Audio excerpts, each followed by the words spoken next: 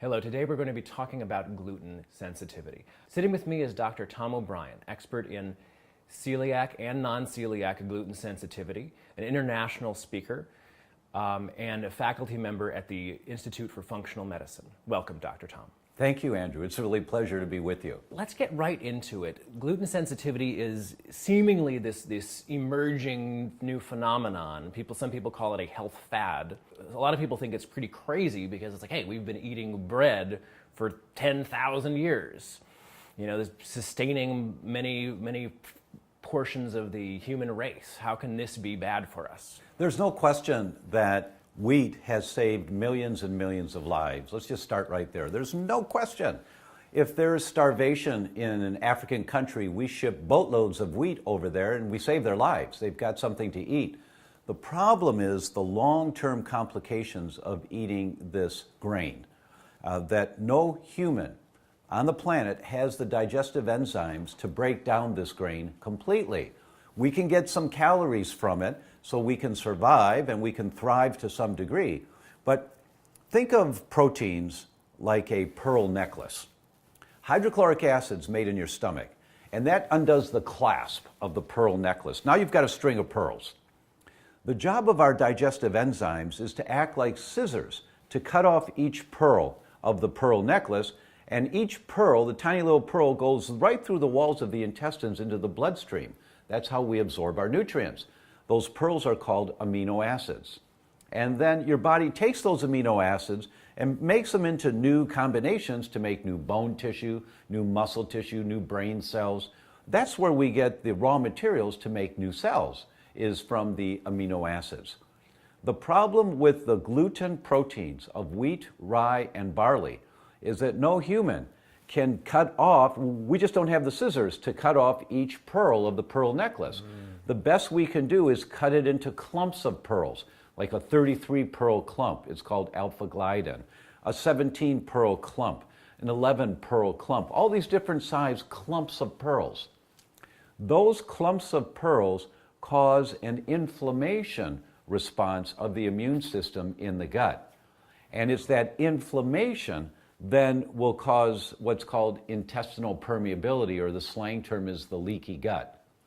And the leaky gut is the entryway into the bloodstream and the eventual development of what are called autoimmune diseases. Okay. So all diseases, Alzheimer's, heart disease, diabetes, all diseases at the cellular level are diseases of inflammation. The cell's on fire. If you want to be healthy, the bottom line is to live an anti-inflammatory lifestyle. Less inflammation, less fire in your cells. Then you don't kill the cells off or damage the cells. Well, what does that mean, an anti-inflammatory lifestyle? Well, who knows? It means a whole lot of things, but one of the things, an obvious one, is stop throwing gasoline on the fire. So if you're eating foods that are inflammatory, automatically trigger an inflammation in your intestines, whether you feel it or not. People say, I feel fine when I eat wheat. Doesn't matter what you feel when you eat it. What matters is the effect it has long-term in your body, and that's what I hope we'll talk about today. So let me back up a little bit. So you're actually saying wheat is not digestible. By any human. So there may be parts of the wheat that are ground up into bread that, like, okay, we absorb some of the calories of bread, but a lot of the bread molecules are simply just passing through our bodies and causing some inflammation at the same time. And in that process, your immune system is the armed forces in your body. It's there to protect you. There's an Army, an Air Force, a Marines, a Coast Guard, a Navy, IgA, IgG, IgE, IgM. We'll talk about that. Like the skin prick tests are an IgE part of the immune system. That's the Air Force, right? So if you get a skin prick test and it says you don't have a problem with wheat, is it okay to eat wheat? No. It just means the Air Force hasn't been called out. What about IgA? Or what about IgG? And our doctors don't really think about that big picture very often. Some of these proteins will get through, so people live if they're starving. We can absorb some of the vitamins and minerals, but the immune system gets activated because of these peptides, these big clumps of pearls. 70% of all of the immune system in your body, some studies say 80%, of all of the immune system in your body is in your gut. It's not in your bloodstream. It's in your gut. So to fight cancers and colds and flus and viruses, it's in your gut, not the bloodstream. Why is that? Well, it's because most of the insult that might come into us comes from what we eat and drink. So you want the armed forces protecting you at the wall where these foreign invaders might come from, right? It's also in the lungs, but mostly in the gut, because that's where the main source of potential pathogens comes in. Those sentries in the immune system, they're standing guard just on the other side of the stomach in the area called the small intestine. They're standing guard there. So if anything comes in to the small intestine that shouldn't be there, they get activated right away. They're the messengers. They're called antigen presenting cells. It's a really good Scrabble term, antigen. Oh, right, yeah. You'll impress your friends with that one, right? So they get activated and they say, we got a problem here, we've got invaders. And then that whole inflammatory cascade begins. So every time you eat toast, your immune system gets activated. Every time you have a sandwich, your immune system gets activated. Every time you have pasta, a cookie, croutons on the salad, a little flour in the gravy, every time the immune system gets activated, irrespective of whether or not you feel bloating or stomach pain. We think when we eat something, if we don't feel stomach pain, we don't have a problem with it. Wrong. Now, when we feel something, that's good. That means your body's telling you this isn't good for you, right? And when we don't feel it, we think it's okay. No, the immune system, when it gets activated, it doesn't cause bloating. It could, but not necessarily cause bloating or pain. So you don't feel it when you eat this thing. Then what happens is the straw that broke the camel's back. Somewhere along the way, you might be 2 years old, you might be 20 years old, you might be 60 years old. But when you cross that imaginary threshold, wherever it is, because you've been eating this stuff for a lifetime, somewhere along the way, now you cross the line, and now you get this pathogenic intestinal permeability, and now you start the whole inflammatory cascade, and here come the migraines. Or here come the seizures. Okay. So now, just about this, because this is what I think people don't completely understand what's going on. What you're saying is that the gluten molecules are going through the intestine, tearing up the walls for years, and then eventually they tear a hole big enough to get through. And when a gluten molecule gets through the wall, it triggers the autoimmune system to attack. And does it attack more than that? Why would it just not attack that gluten molecule? That's a really good question. So if it does attack the gluten molecule. But now this is going to be an advanced concept, but let's see if we can make it easier to palatable. Scrabble work, right? So make it easily digested. Right. So when you eat gluten and it gets broken down into these clumps of pearls, they're called peptides. So you have all these peptides. The most common peptide that will stimulate an immune response, there are many, there's over 60 peptides of gluten that will stimulate an immune response. The most common one is the 33 pearl clump of the necklace called alpha-gliadin. And every laboratory in the country, when you do a test for gluten sensitivity, they look at alpha-gliadin, antibodies to alpha-gliadin. So it's 33 letters long, the amino acids. Each amino acid has a letter. I'm just going to say A, B, C, D. All right, I'm not going to do 33 letters for this example. So A, B, C, D. Your immune system starts making antibodies to A, B, C, D. Okay? Okay. Now, antibodies are soldiers. The soldiers are designed to go in the bloodstream. They're trained to go after one thing. Like if you get a measles vaccination, they go after measles. That's all they do. So if you have antibodies to gluten, alpha-gliadin, they go after alpha-gliadin. That's all they do. Now, the bloodstream is going one way, but there's no lanes of traffic. Everything's just bouncing around it there, just bouncing around. Think of these antibodies like Arnold Schwarzenegger with his head out of a Humvee, the sunroof of a Humvee. He's got these dark glasses on. Here in California, we call him the Governator, right? Mm-hmm. So you got the Governator with a big submachine gun going over there, firing these chemical bullets. The blood is traveling through the whole body. Arnold is in the bloodstream looking everywhere for alpha-gliadin. As the blood's going past the thyroid, the wall of the thyroid facing the bloodstream is made up of proteins and fats. Proteins are made up of amino acids. Proteins are hundreds of amino acids long. Some part of the amino acid structure of the protein of the thyroid facing the bloodstream is AABCD. So it looks the same as It looks the the gluten same. molecule. So Arnold, and he's got these dark glasses on, over there, oh look, over there, and he fires a chemical bullet at the thyroid. Which is a healthy thing that you need. Your thyroid? Yeah. Your thyroid. Yeah, you bet. Not attacking it. The antibody damages the thyroid cell. Then your body has to clean up the damaged cells. So you make antibodies to your thyroid to get rid of the damaged cells, and you make room for new cells. Why is it that there's a normal range on a blood test of antibodies to your thyroid or antibodies to your brain? When is it ever normal to have antibodies to your brain? Well, you got to clean up the damage.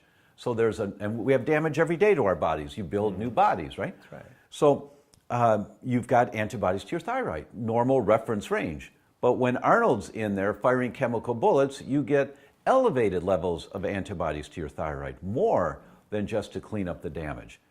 You have toast for breakfast, here comes Arnold. You have a sandwich for lunch, here comes Arnold. Pasta for dinner, here comes Arnold. You get more and more Arnold antibodies looking for AABCD, and you pull at a chain, the chain breaks at the weakest link. It could be at one end, the middle, the other end, your heart, your brain, your thyroid, your liver, your gut, wherever your weak link is. If the weak link's your thyroid, then Arnold's going after AABCD of your thyroid. And then you make antibodies to the thyroid to clean up the damaged cells that Arnold created. And then you get this cycle going, because you eat this stuff all day, every day. It's the most common food we eat, right. And it's toxic for us, mini toxic, but toxic for us. And so eventually, these antibodies to the thyroid, it's a self-perpetuating cycle, it has a life of its own. Now you develop damage to your thyroid, and eventually, if you have elevated antibodies to your thyroid, especially after a pregnancy, if you have elevated antibodies to your thyroid, we know you're going to get Hashimoto's thyroid disease within 7 years. 7 years. You've got Hashimoto's, and that's an autoimmune disease of your thyroid. The statistics on that are like 100, like oh yeah, well like published. Oh my gosh, like 100% of people. This is no, it's 92% likelihood. Whoa, 92%. that's huge. If you have elevated antibodies to your thyroid, TPO antibodies within After 7 pregnancy. years. Yeah, 92%. The work's been done on this. Wow. If you have elevated antibodies to the tissue for celiac disease called transglutaminase, it's 48% likelihood you're getting celiac disease within 7 years. But if you also have the gene, it's 100%. You're getting celiac disease within 7 years if you have elevated transglutaminase and you have the gene. And there are hundreds of studies on this now. It's called predictive autoimmunity. What would be great for your listeners is to get the article, the cover story of Scientific American magazine, March 2007. It was called Predictors of Disease. It's by Notkins at UCLA. And he talks about this whole world of antibodies that are killing off our own tissue inside of us, and you have to kill off a lot of tissue before you get symptoms. And by the time you get symptoms, it's pretty far along the path. If you have antibodies to lupus, 9 years before you ever have any symptoms, if you have elevated antibodies, the likelihood is 48 to 52%. You're getting lupus within 11 years. And that's a nasty autoimmune disease. But meaning the tissue's being killed off little by little by little by little. Now you get symptoms, now you get symptoms, now you go to a doctor, now you finally get the diagnosis of lupus or thyroid disease or brain dysfunction, MS, whatever the weak link in your chain is.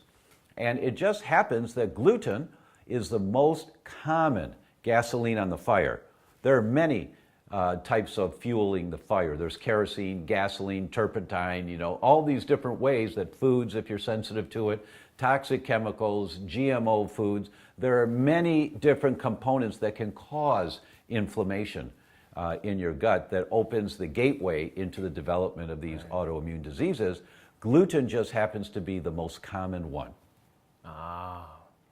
So it's a gentle toxin that eventually wears you down and makes you I've makes you never vulnerable. heard that term before, but that's an accurate categorization. It's a gentle toxin.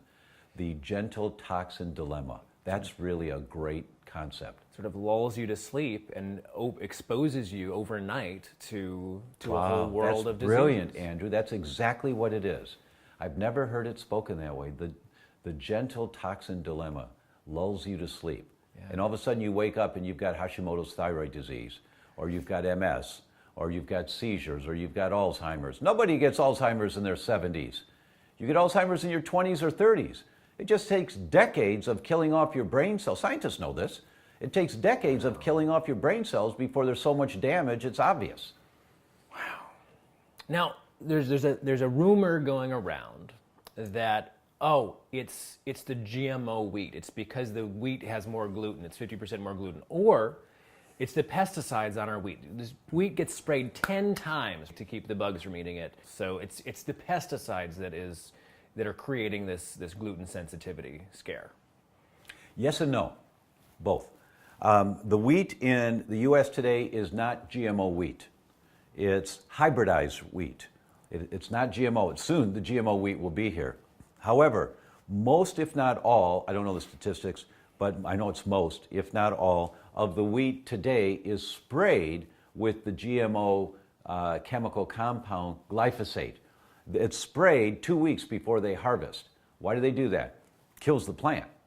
So you kill the plant, it's easier for the combines that are, cutting the wheat and baling it up. So all the wheat is being sprayed. Every hamburger bun you eat has glyphosate residue on it, every one.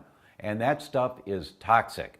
There are so many papers on it about the toxicity of glyphosate, how it activates the immune system, how it's causing so many different organs to dysfunction. And some papers showing cancer, that it's contributing to the development of cancers, that you don't want this stuff. And most of the wheat, I'm not sure all, is being sprayed before it's harvested now. So that's a major problem all by itself, but that's another level of toxicity.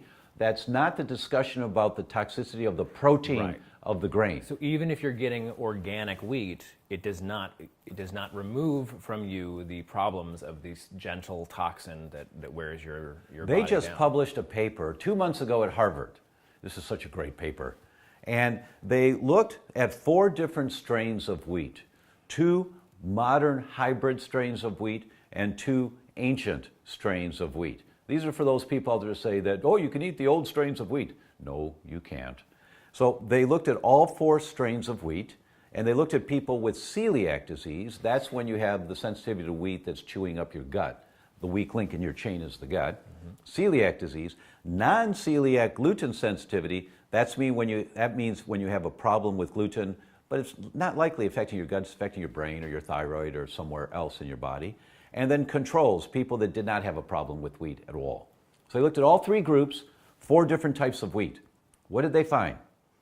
They found that all 4 types of wheat, the hybrids, much more, but even the ancient strains did the same thing. All 4 types of wheat activated the genes in the gut for intestinal permeability, the leaky gut. With the celiacs, it was between 86 and 94% activation. With the non-celiac gluten sensitivity, it was 46% activation. And with the controls, they have no problem with wheat, it was over 20% active. I think it was 24, I'm not sure, but over 20% activation, turning on the genes, causing intestinal permeability, the gateway into the development of autoimmune diseases. All 4 strains of wheat did that. Wow. And look, amaranth wheat. I've heard a lot about amaranth wheat, and I've even seen things that have amaranth wheat in them, and it says certified gluten-free on the container.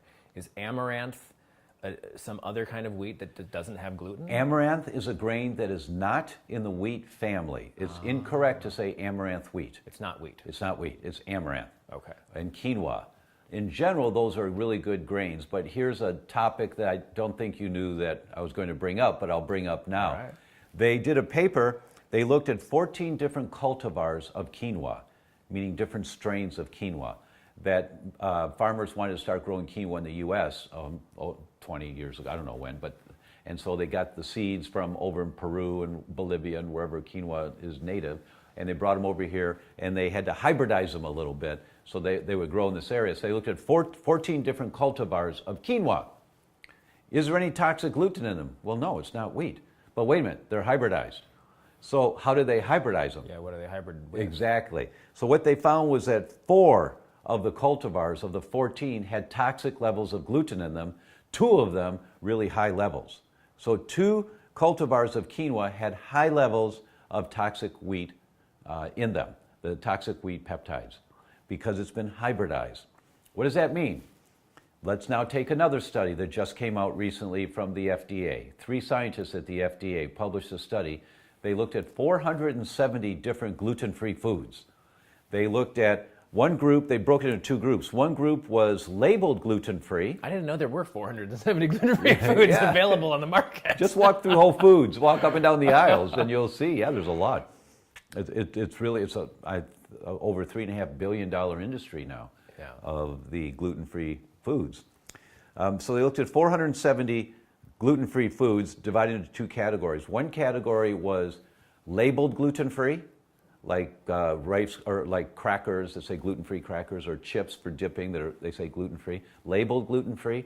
And then the other group was naturally gluten-free, not labeled, like if you buy a pound of quinoa or you buy rice cakes and the ingredients are rice. So it doesn't say gluten-free on the label. To put the label on there, the manufacturers have to comply with the FDA guidelines that it has to be less than 20 parts per million of toxic gluten. And if it was labeled gluten-free, 97.3% of them were gluten-free. That's pretty good. Yeah. That means just over 2% of the time you're getting exposure. If they were not labeled gluten-free and just naturally gluten-free, 24.7% of them were toxic with gluten. Whoa. 24%, that means 1 out of 4 times when you eat a naturally gluten-free product out there in the world today, it's not gluten-free, you're getting toxicity causing that entire inflammatory cascade. So how do you live if you're gluten sensitive? How do you not turn on your immune system? So you're a rheumatoid patient, for example, and you've discovered that your rheumatoid arthritis may be associated with a sensitivity to gluten. Well, get gluten out of your life and people feel much better. But how do I make sure I'm not getting any gluten? Because it doesn't take much to activate the response once you're sensitive. How do you do it? It's almost impossible when you eat out to be safe. It's impossible because of this contamination across the board. You order rice in a sushi restaurant. In 3 of the last 7 Japanese restaurants I went to, I said to the waitress, please ask the chef if he puts any flour in his sushi rice. Oh, no, it's just I understand, but just ask the chef. 3 times they came back and said, oh, yes, he puts a scoop of flour in there. You'd never know because it makes it a little bit stickier. Right. So you think you're safe going to a Japanese restaurant eating sushi, the little balls of rice and a piece of fish on top of it, or eating a rice bowl. And Japanese food, something like they didn't have wheat in That's Japan. Right. That's right. Think, why would there be wheat in you this, would think. in this so food? It's not safe to eat out if you're gluten sensitive. And we did research on this for years. I spent 2 years myself researching this to try and find a way to help people be safe. And we came up with a product that it has 11 years of full research and 2 years from me on it. And it really works. You get 99% full degradation of wheat, dairy, corn, soy, egg, peanuts, almonds, and fish proteins. That's the ones that we check. 99% full degradation before it can ever get into the small intestine, activating the sentries. Wait, is it an enzyme? Yeah, it's called Glutenza. And it's on my website. I'm not here to sell anything, but for people to be safe. So it breaks down the gluten molecules before it gets to the gut and does the damage. That's the key. Now, I have to say, look me in the eye. This does not mean you can go out and eat gluten and just take Glutenza. The first video I did on this, afterwards, there were so many comments on Facebook. Oh my God, Dr. O'Brien's saying it's okay. I can drink my beer. I can drink my beer. And I went back and I looked at the video. 7 times in that video I said, you cannot go out and eat gluten. I said it 7 times. This is for inadvertent exposures when you have no control over it to protect you. Don't think it's okay to go out and eat it and take Glutenza. But you take Glutenza before a meal so that it helps you digest anything that you might be exposed to that would activate an immune response. Right. So there are people who will argue that, my grandfather ate wheat, every day of his life, and he lived to be 96 years old, and didn't have a brain disorder, didn't have Alzheimer's, didn't have any of these autoimmune disorders. He died of heart disease or something, blah blah blah blah blah, at 96. A short period of disability. So a nice, vibrant life. Right. Right. And so they're like, well, so how do you explain that? That's really easy. It was your grandfather, and he lived a long, healthy life, and he ate wheat and he ate other things. Wheat's not the problem. Wheat is just the most common exposure that we get. You know, if you have a glass of water that's half full and you keep pouring water into it, eventually the water overflows. This is the analogy we use with our sinus patients, hay fever patients, that eventually the water overflows. Get the food sensitivities out of there that you have, and then your exposure to the other allergens in like pollen stuff, it doesn't overflow the glass because you're not eating the foods filling up the glass every day. So wheat is just the most common volume thing that we have that caused the problem and the straw that broke the camel's back. Why is it today? Mayo Clinic got their hands on 9,000 samples of blood from the early 1950s. It was Christmas. It was like, oh my God, look at this. Because to researchers, you don't have blood that's 60 years old that's still good. You don't have anything like that. So to find this, and it was from an Air Force base in South Dakota, and the rubber stoppers on the tubes of blood, that, you know, when it was frozen, the rubber stoppers decay after about 2 years, those ones back in the 1950s. But there was a leak in the freon of that freezing equipment, a subtle little leak, so it was much colder in there. So the rubber didn't decay, and so this blood was still good. They found it and it was still good. It's like, oh, what a payday. We can look at how healthy were these young servicemen on the Air Force Base in the 1950s, young, virile, 20-something-year-old guys. There weren't many women in the Air Force back then, right? So researchers were in heaven. I mean, this is like God's gift. It's like manna from heaven to really understand the difference today from 60 years ago. They looked at it with celiac disease, and what did they find? They looked for the markers of celiac disease in the blood, transglutaminase. And so they looked for people that had celiac disease but didn't know they had celiac disease. They were young and healthy. It's called silent celiacs, that if your gut's not giving you a problem, you don't think you've got a problem with the food that you eat, right? And so they looked at that, and then they looked at the same number of young men today in Humboldt County, Minnesota, that go to Mayo for a physical. And so they looked at their records, their blood records. How many of them have silent celiac disease compared to these guys 60 years ago? And they found that there's a 400% increase in young, healthy men in their early 20s that have silent celiac disease compared to 60 years ago. 400% increase. More people. That both groups didn't know they've got the problem. They didn't know until the blood test was done, because it might not be that bad yet or it wasn't causing gut symptoms. The point, though, is that there's a huge increase. Now, if they're in the Air Force, they're in the VA system, so they had records following them through their whole lives. How long did these guys live? What did they die from? And then we know today what the projected lifespan is if you have silent celiac disease. And they found that today there's almost, not quite, it's 386% increased risk of dying early compared to 60 years ago if you have this. So 400% increase in getting it and 386% increase in you're going to die early. My point is it's worse now than it ever was, and it's more deadly than it ever was. Why is that? So I'm getting back to why is that? Because your grandfather. Why is your grandfather because your grandfather. healthy? It's called loss of oral tolerance. That we are exposed to so many toxins today in the world your grandfather wasn't exposed to. We're exposed to glyphosate, the GMO crops, the foods that we eat. We're exposed to bisphenol A, the plastic softener in water bottles. We're exposed to excess hormones. We're exposed to mercury in the fish that we eat, lead in the air. There are so many toxins and there are thousands and thousands of chemicals today. They weren't in the environment 60 years ago. And our immune system has to protect us from all of this stuff, all of it. And so you've got an immune system that's hyper vigilant, on guard, shooting at almost anything now. So this soft toxin that you just so brilliantly categorize, the soft toxin. This soft toxin, you've got a hypervigilant immune system, because usually you go, no, you're not a big deal. All right, you can go through the gut. We aren't going to do much with you. That's why If you have celiac disease and your brother has gut problems and he gets tested, he doesn't have celiac disease, but 25 years later your brother gets tested again, now he has celiac disease. How come he got it now? He crossed the threshold. He lost oral tolerance, and now it's manifesting for him, right? So it's the loss of oral tolerance because our immune system is fighting so much, so often, every day of our lives, we're not going to put up with some little soft toxin anymore.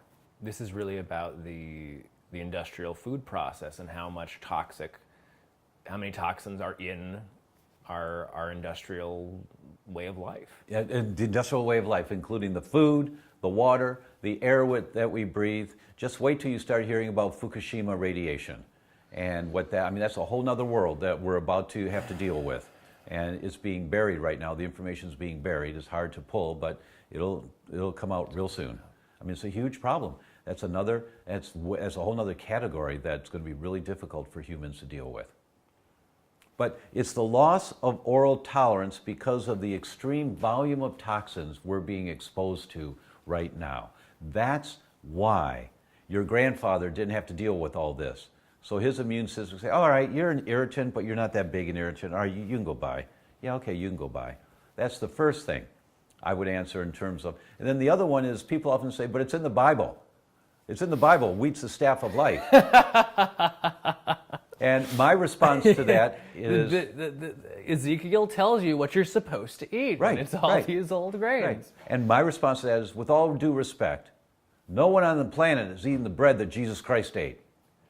It's not available. It's just not here. Plus, we've lost oral tolerance. They didn't have to deal with bisphenol A and mercury in the vaccines and mercury in the fish and arsenic in the water or arsenic in the rice. Just Google arsenic and rice, and it drops your jaw to see the studies and how exposed we are to the heavy metal that causes lots of kidney damage and lots of cancers. Arsenic. And most of us have arsenic toxicity now. It drops your jaw. It's overwhelming when you see all this stuff. So the big kahuna message here, the big message is, if you can stop pouring water in the glass, stop throwing gasoline in the fire of the most common thing that's in our diets today that's inflammatory, the most common thing, you stop doing that and you notice a difference. You just feel better. Most people, we put them on gluten-free, dairy-free, sweet-free. Within 3 weeks, they feel better, irrespective of whether they have a problem in their gut or not. Their brains work better, their vitality is better, their sleep is better, their attitudes are better, they have a different relationship with their spouse. It's just again and again and again. People just are surprised by the difference. This is an easy way to remember that, like, gluten is literally a glue made of proteins, right? Right. It's glue going into your stomach, which you can't actually digest. So it potentially slows down digestion. I don't know The if that's technical accurate. term of it is it's the proline and glutamine amino acids. They hook up together in such a way that the scissors of digestive enzymes in our stomachs and intestines can't break this. You can't break it. It's glue. It's held really tight. It's gluten. Right. It's held really tight. No human can break it down. Wow, well, that clarifies a lot for... It's overwhelming, isn't for it? our audience. Yeah. It's overwhelming. So I know it's overwhelming. What are we going to do? I mean, go back to like local farming and everybody's just eating vegetables. Like, forget about the grains, which we are able to mass produce in huge numbers and store for years, like the Egyptians. It's like, the corn and the soybeans and the wheat are highly storable foods. So it's like it creates a sense of security for our food system, just in case there's a huge drought or a famine or some sort of natural disaster. It's like, oh, well, we've got backup food storage. Right. Getting away from that is perhaps the only way to get a cleaner, less toxic diet. That's a really good question, and what we recommend. There are many doctors that say don't eat any grains, and I don't go that far for people. I think everyone has to find exactly what works best for them, but the bottom line is live an anti-inflammatory life. So if the foods you're eating are causing inflammation, get them out of there. Mm-hmm. Stop throwing gasoline on the fire. Just that's the bottom line. So what we usually recommend is a pound for an adult, a pound of vegetables a day, 5 different colors, lots and lots of vegetables, and there's many reasons why. Quality meats, grass-fed beef, healthy fish, not Fukushima fish now, we have to be thinking about that. A little bit of grains, safe grains, for most people are fine. Some do better grain-free, and it's a great way of eating for those that want to go that way. It's a great way of eating. But for me, I have a little grain once in a while. I find that I need it, and I feel better when I have some.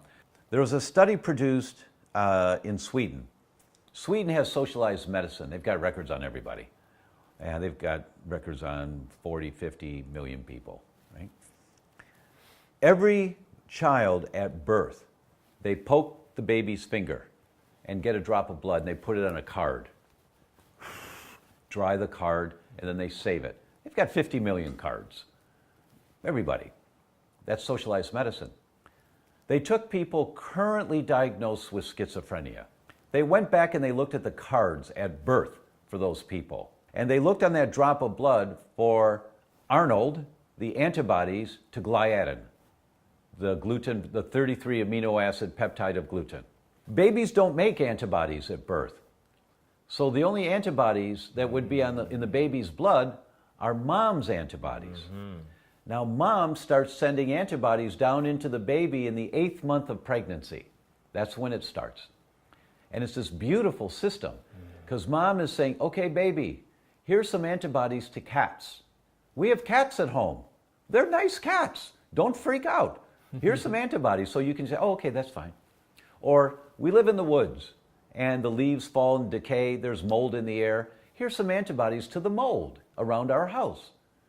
So mom's body is preparing baby's body for the world that baby's about to come out into. Right. And what world is baby about to come out into? Mom's world.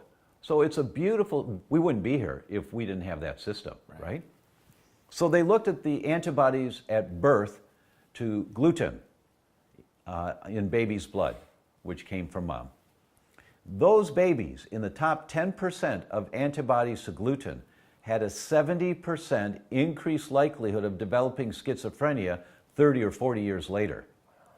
Those babies in the top 5% of antibodies to gluten had a 240% increased likelihood of developing schizophrenia 30 to 40 years later. And I show this study to doctors in my lectures, and they sit there like deer in the headlights.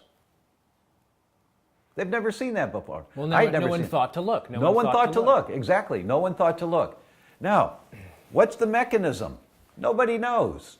But there are studies. I've got 3 or 4 studies in my all-day seminar on the AABCD of Arnold with the blood vessels of the brain. That, you remember the weak link in the chain? Not your thyroid. If it's your brain, Arnold starts attacking your brain. And so there may be some way that mom's DNA or mom's book of life in how baby's going to develop is altered. Nobody knows. No one knows. This just got published 2 years ago. So I showed this to doctors and I said, so docs, what does this mean? What's the takeaway in your clinics? What are you going to do on Monday morning when you go back to practice?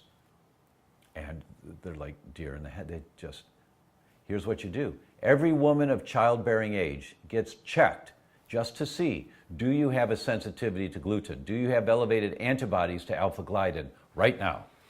And if you're considering having a family in the future, Mrs. Patient, I'm going to recommend a nutrient-dense, a really good, healthy diet for you that takes gluten out of there.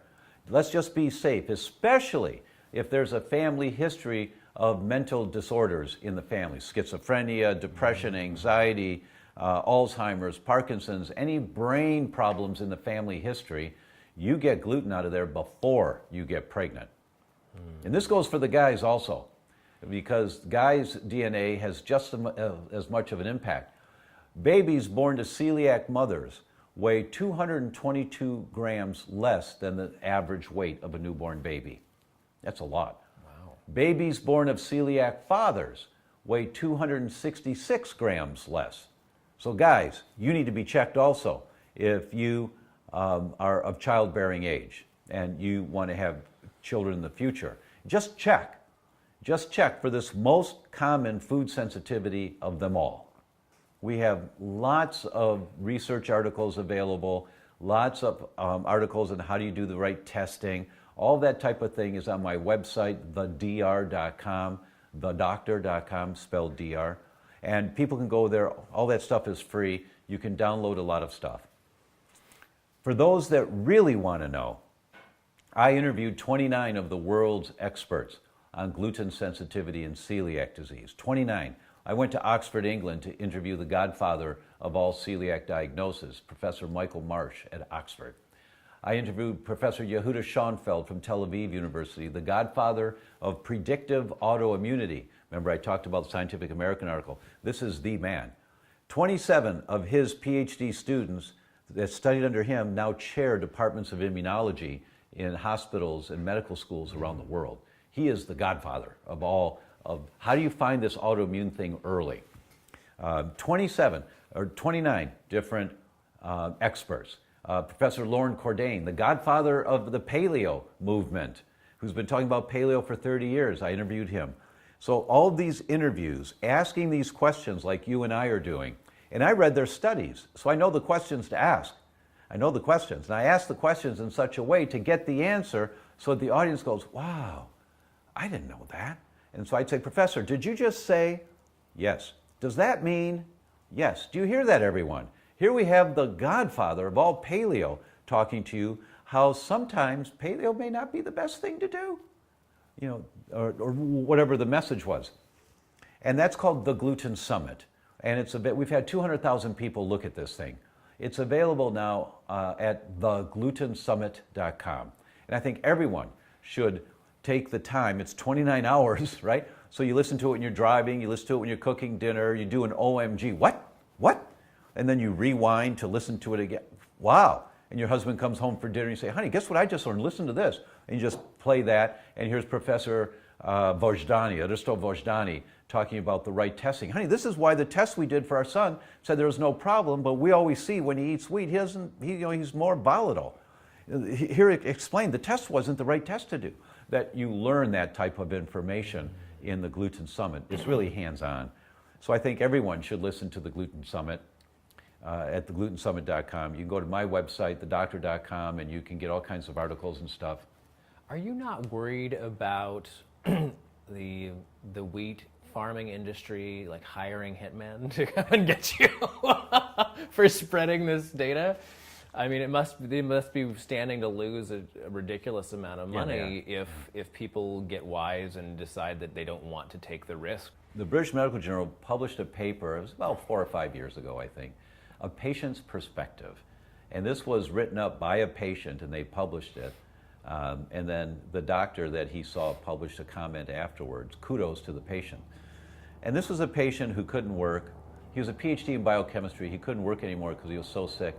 And what he had was a bladder problem that just couldn't be fixed. No one could fix it. He went 25 years of suffering with recurrent infections and urges to go to the bathroom and constant pain.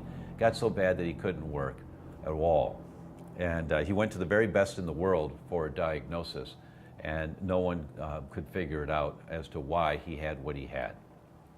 And when he couldn't work anymore, he's at home, he's reading the internet, and he finds someone in his chat rooms for the symptoms that you've got. And this one guy had his exact symptoms. I went gluten-free and felt better in 2 weeks. So he tried it. He went gluten-free. And he used to tell his specialist that, it seems that when I don't eat for a few days, I feel a little better. Oh, it's got nothing to do with it, they kept telling him. And he told them that a couple of times. So he took gluten out of his diet, and within 10 days to 2 weeks, he was feeling better. And after a month or two, he was almost back to normal function as a man again. And he wrote this up and he submitted it to the British Medical Journal. And they published it in his words. The kid grew up, the man grew up on a wheat farm. And he said, now I understand why every year at harvest time, he said, my dad and I used to pick the strands of wheat and we'd chew it for hardness to determine when to harvest. And every year around harvest time, I'd get these bleeding cracks in the skin behind my elbows. and I'd get diarrhea. And I never understood what that was about. I never realized it was around harvest time. Now I understand it was increased exposure to wheat. He was a wheat farmer. Yeah. Right? Surrounded by it, And coming into his pores of his skin. It was like, right, and no one's done a study yet on how sick are the wheat farmers, but that would be a really interesting thing to look at. But my hope, in answer to your question, is that farmers who are growing those crops now will just look at this data. Just look at some of the data. Listen to the Gluten Summit, because I summarize a lot of the studies there for people, because you didn't have time to read scientific studies. But we summarized it in the Gluten Summit. And hopefully you can set a 5-year to a 7-year goal to transition your fields over into growing quinoa or amaranth, so you can harvest your crops and make a good living and produce a product that's not killing the planet. Yeah. And one other thing is, it's very important to people to have pasta and crusty bread and pizza. Like, how are we ever going to let go of pizza? I'm half Italian, and I go to Italy to see the family quite regularly, once or twice a year, right? And I haven't found a restaurant in Italy yet that I couldn't eat in gluten-free. It's not difficult when there's attention. They've got gluten-free pastas. They've got gluten-free pizza. It's not difficult. And you can have any of the sauces for the pastas on the gluten-free pasta. So you can have olive oil and garlic, you can have puttanesca, you can have Milanese, you can have any sauce you want. They'll just make you gluten-free pasta, and they use separate pots, and they use separate stirring spoons, and they know how to do it over there, because the government takes charge of this. And if you get a diagnosis of celiac, you can go to a pharmacy, and you can order your croissants. The next day, they have fresh croissants for you at the pharmacies, or breads. Fresh breads at the pharmacies, cookies, whatever you want, but it's government monitored and coordinated. So it's well organized in Italy. Interesting. Wow. Well, this has been great, Dr. Tom. Thank you so much. Well, thank you. It's really a pleasure to share this information. I hope it moves people to do an OMG and say, oh my God, I need to look into this, and just take the time to look into it, and then choose for yourself if this makes sense. Get the Gluten Summit and just listen to some of these interviews, and then decide for yourself, should I try this for me and my family? Or should I try this for my spouse and I? Or should I try this if you're alone? But don't dabble. Don't put your toe in the water. Dive in. Do it completely. Do it right. Don't reinvent the wheel. Do it right, and just give it a fair time and have some markers to tell if it's helping or not. And a normal marker might not be as short as 2 weeks. It might be like 2 months, where you really get the feeling of, wow, without any gluten in my system, I'm beginning to feel That's very correct. different. That's correct. And the best biomarkers are the blood tests that look for antibodies to your thyroid, or antibodies to your joints and rheumatoid, or antibodies to your brain, or antibodies to Arnold. So those are the best markers. How you feel is really important. How you feel is really important. But biomarkers really tell the difference. And so there are examples like this where people are highly sensitive and it's ruining their lives, and they need the right data. Yeah. But for the rest of us who seem like, oh, well, I'm not that sensitive, it's not happening to me. New England Journal of Medicine published a paper